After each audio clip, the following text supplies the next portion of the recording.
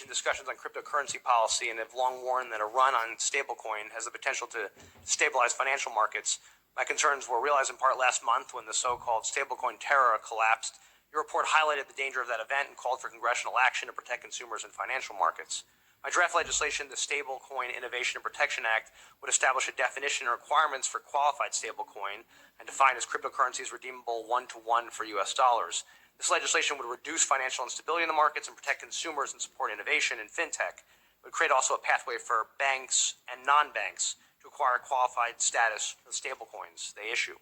With federal oversight, do you believe non-bank entities can be reliable issuers of qualified stablecoins if they can prove they are fully backed by cash or cash equivalents?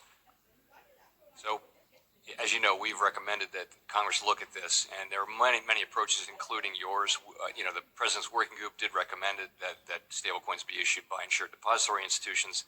I think it's great that Congress is looking at different approaches and evaluating those questions. What you really want, though, is you want to be sure that those entities are appropriately regulated, and in our view, in some sense, at the federal level. So, but I think that's going to be a question for Congress. You know what the PWG came up with, but I think there are different approaches. Do you have any views on who the primary regulator should be at all? You think that's all up to Congress? Like with the OCC being would you have a problem with the OCC being a primary regulator?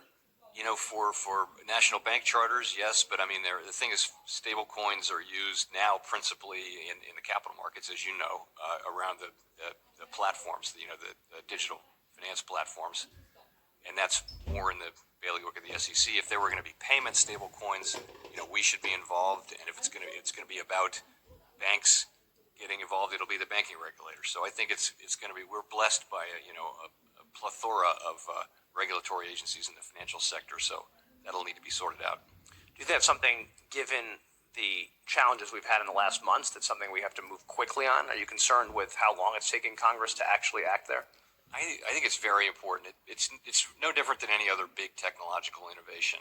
Airplanes, for example, there comes a point at which a new regulatory framework is needed to protect the public and create, preserve innovation and competition, foster, support all that, but that time is coming for digital finance, and I think I'm encouraged that there are now a bunch of bills and proposals, and that Congress is working on this. I think it's important that it get done quickly, because as we've seen, these companies can grow really quickly, and we've also seen that they can have reverses as well.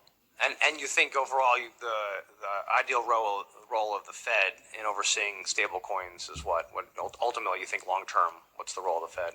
Well, so the one question is around CBDCs, right? Is if do we want a private stablecoin to wind up being the digital dollar? And I think the answer is no. If we're going to have a digital dollar, it should be done by us. We don't know that we need a digital dollar as such yet, but I think that it should be government guaranteed money, not private money that is really created for the benefit of the private issuer.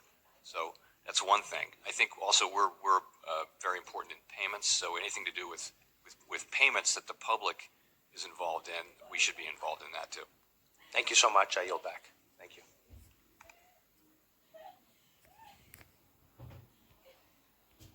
Thank you very much.